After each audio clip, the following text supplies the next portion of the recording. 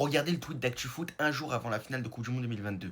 Lionel Scaloni, meilleur coach au monde, et son staff préparent un plan anti-Mbappé. Les Argentins ont travaillé différentes techniques à l'entraînement pour contenir le Français, comme un 4-4-2 pour casser les lignes, de passer vers Kix ou encore une défense à 5. Et ce tweet date bien du 17 décembre 2022. Mais en plus du plan anti-Mbappé, les Argentins, ils ont cherché à le faire sortir de son match tout le long.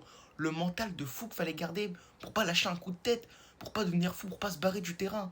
Il menait tout le long et en plus de ça, il lui cherchait la merde. Il gagnait 2-0, il cherchait à le faire sortir son match. Comment il a fait pour garder son calme? Au final, 80e il marque, puis 81e il marque, puis il met un triplé historique en finale de Coupe du Monde. Au Graal, le meilleur match de l'histoire.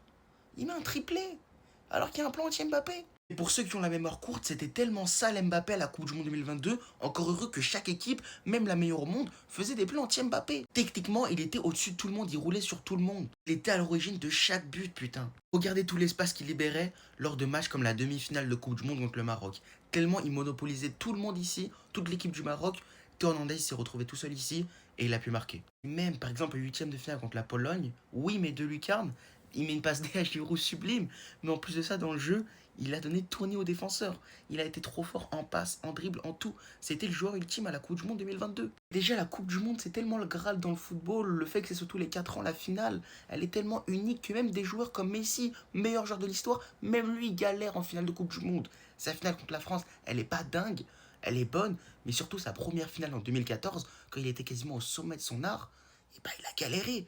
Normalement, dans une finale, tu marques jamais plusieurs buts.